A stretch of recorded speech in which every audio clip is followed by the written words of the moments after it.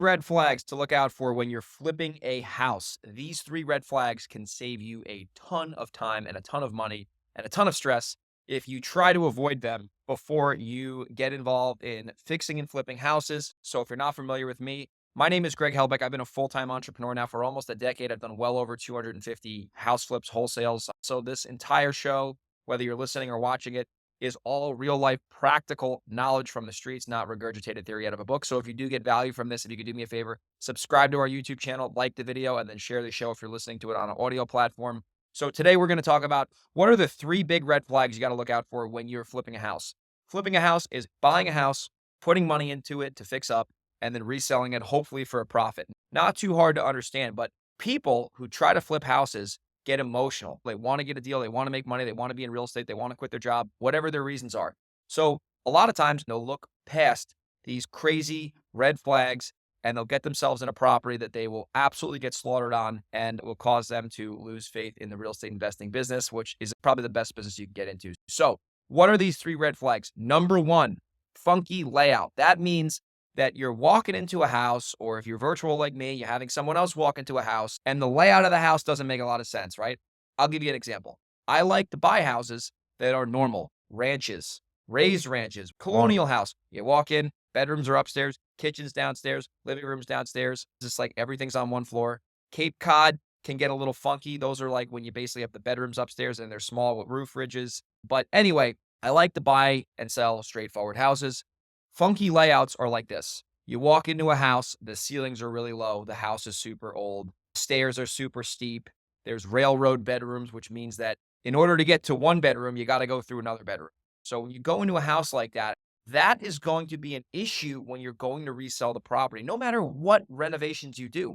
Any buyer who's going to pay premium price for a house is going to walk into that property and they're going to say, it's really nice, they renovated it well, but there's elf bedrooms. I got to duck down like Buddy the Elf in the shower. Or, oh my God, I got to walk through one bedroom to get to the other bedroom. Now, you can still make money on those properties. However, you have to deduct this funk factor from the house in terms of getting the realistic ARV, which is the after repair value, which is the price you're probably going to sell the house for. So let's say normal ARVs on a similar-ish house are 400, but yours is super funky.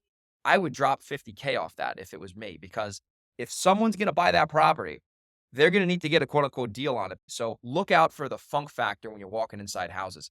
Red flag number two, no comparables, right? This happens a lot in rural markets where you have a house, you're looking at it, you want to make an offer on it, but there's no comps. Like there's no houses I can use to compare mine to. So we don't really know what it's going to sell for, right? Let's say it's a bungalow in the woods. Seller's super motivated. They want to give it to you for pennies on the dollar. You can't find any other bungalows that sold. So therefore, you don't really know how to make an offer on it because you don't know what it's worth, right? You could look at the replacement cost, you could look at the land value. But if you buy properties in the middle of nowhere, land isn't that valuable because there's a ton of it. So looking for comps is the number one way to figure out what your house is going to sell for. And I'm talking about recently sold comps, like within a month. Active comps, what is currently for sale. And then pending comps, which is what houses are actually going to most likely sell for because there's a contract on it to buy. So got to have at least 3 to 4 really good, I call them model match comps. Like if you're renovating a ranch and you're trying to sell a ranch, look at the ranch comparables. Don't look at the colonial comparables. So when you have no comps, you can really get yourself in trouble if you're trying to sell the house, or if you want to keep it as a rental. If you're trying to refi, you still have to get that appraised and they're going to look for comps. And if there's no comps, they're not going to know how to value it. So if there's no comps that you can see that are somewhat close by, forget about it. Don't do the deal. Either wholesale it or just walk away because it's not going to make any money.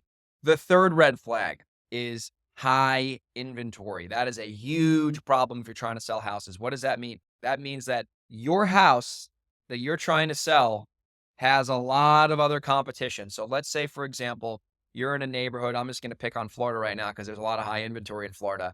And you're trying to sell your 3-bed, 2-bath ranch in whatever subdivision. But then you go on Zillow, you go on Redfin, you go on the MLS, and you see there is 17 other 3-bed, 2-bath ranches in that neighborhood that are for sale, that aren't selling. That's high inventory. That means that the buyers have a lot of houses to choose from, which means there's a very low chance you're going to sell your house quickly unless it's priced way cheaper than the other ones.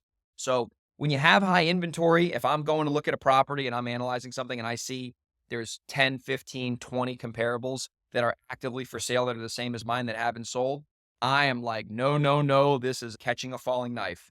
High inventory, terrible. What you really want to look for is low inventory. Like if you're looking to sell your property and you're in a subdivision and there's maybe one property that's pending in that subdivision, that's a good sign. You go into the zip code on Redfin, see there's like 5 houses for sale. That means when something goes on the market, it usually sells fast if it's priced right. So those are the 3 red flags. I'll summarize them one more time. Number 1, funky layouts. Number 2, no direct comps. And number 3, high inventory.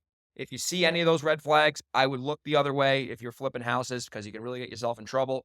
If you get value from this, do me a favor, like the video, subscribe. If you're listening to this, share with other people. And if you're in the Hudson Valley or Delaware, Reno, San Diego, or Seattle, if you're in one of those areas and you have a house you want to wholesale to me that doesn't have a funky layout, that has comps, and it has low inventory, send me an email, greg@velocityhousebuyers.com. Or if you just want to JV with me, you want to wholesale with me, I got a great buyers list in all those areas.